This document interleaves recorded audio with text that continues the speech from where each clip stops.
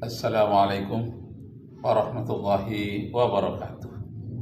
Nashkurullah syukran katsira bi qiraatil hamdalah ala hidayatihi wa taufiqihi alladhi nahnu na'isu biha wa nusalli wa nusallimu ala Muhammadin ala juhdihi wa bazlihi litablighi syara'i'illah hidayatan lana.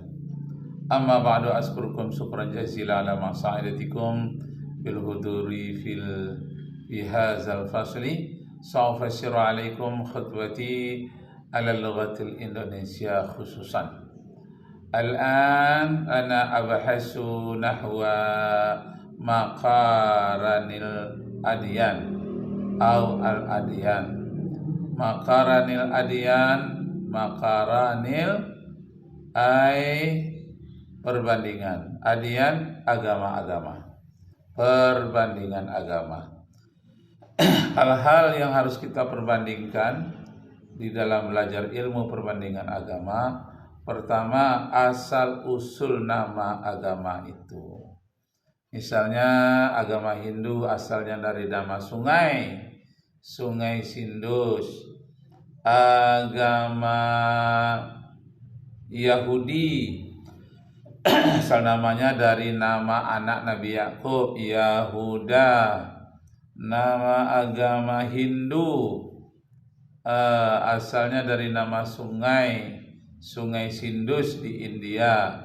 Agama Buddha dari nama pohon Bodhi di Nepal, India. Agama Kristen bisa berasal dari kata Krishna atau dari Kristus, Krishna, Kristo, itu di dalam bahasa India, Krishna. Nah, Krishna ini adalah penjelmaan dari dewa-dewa Hindu. Kalau Kristen besar kemungkinan karena Paulus pertama kali dia adalah sarjana teologi Yunani, dan kemudian dia juga mengambil filsafat agama Hindu. Nah, jadi karena dia sarjana teologi, maka dia mengadopsi dua nama ini dari India dan dari Yunani. Karena banyak duta-duta India yang berada di Yunani dan mereka saling berbagi informasi, sehingga nama-nama dewa, nama tempat di Yunani banyak sama dengan nama-nama yang ada di dalam bahasa Sanskerta India. India termasuk agama yang sangat tua, 6.000 tahun sebelum Masehi, sedangkan Yunani 1.000 tahun sampai 100 tahun sebelum Masehi. Nah, kemungkinan itu berasal dari Krishna atau Kristus. Jadi pengikut Krishna atau pengikut Kristus. Nah, jadi Bapak Ibu Saudara sekalian, jadi kalau Islam itu tidak nama pohon, tidak nama sungai, tidak nama gelar orang, dan tidak nama dewa, tapi memang nama Islam itu sendiri, sebagaimana disebutkan di dalam surat Al-Maidah, bukan surat Al-Maidah, surat Al-An'am, surat Ali Imran ayat yang ke-19. Inna dina indallahil Islam. Sesungguhnya agama di sisi Allah adalah Islam, namanya Islam. Kemudian di dalam surat Ali Imran juga ayat yang ke-85, wa may yabtaghi ghairal islami dinan falan yuqbala minhu wa huwa fil akhirati minal khasyirin. Siapa saja yang mencari agama selain dari Islam, maka agama itu tidaklah diterima oleh Allah dan dia datang ke akhirat kelak sebagai orang yang rugi. Allahu Akbar, Allahu Akbar, Allahu Akbar. La ilaha illallah, wallahu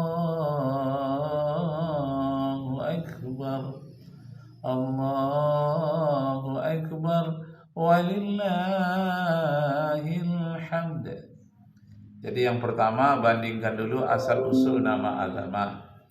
Yang kedua, bandingkan konsep ketuhanannya. Konsep ketuhanan agama Hindu adalah Trimurti, kesatuan tiga dewa. Tiga dewa itu disebut juga dengan Trisakti, tiga kekuatan, kesatuan tiga dewa, Brahma, Wisnu, dan Siwa. Yang kedua, agama Buddha. Agama Buddha ini menyebutkan bahwa Tuhannya Sang Adi Buddha yang dibawa oleh Siddhartha Gautama. Kemudian yang ketiga, Yahudi. Yahudi ini konsep ketuhanannya Allah Tunggal. Shema Israel, Eloh Ehad. Jadi katakan kepada orang Israel, Allah itu tunggal.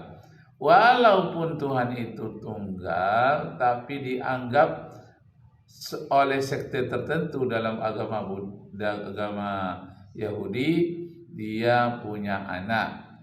Anak Tuhan itu di dalam Yahudi namanya Uzair.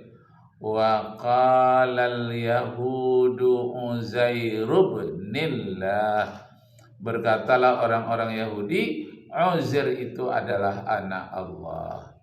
Ada yang mengatakan anak Allah itu hanya sebagai sebutan karena saking dekatnya dengan Allah. Ada pula di antara Yahudi yang mengatakan memang benar-benar dia anak Allah. Nah, jadi tidak murni tauhidnya. Tuhan punya anak bernama Uzair oleh kelompok tertentu, sekte tertentu. Tapi sekte yang lainnya murni Tuhan itu hanya Allah atau Elohim atau Hashem. Nah, kemudian agama Kristen itu konsep Tuhannya Trinitas, Allah Bapa, Putra, Roh Kudus. Tapi kalau Protestan dia sebut Bapa saja.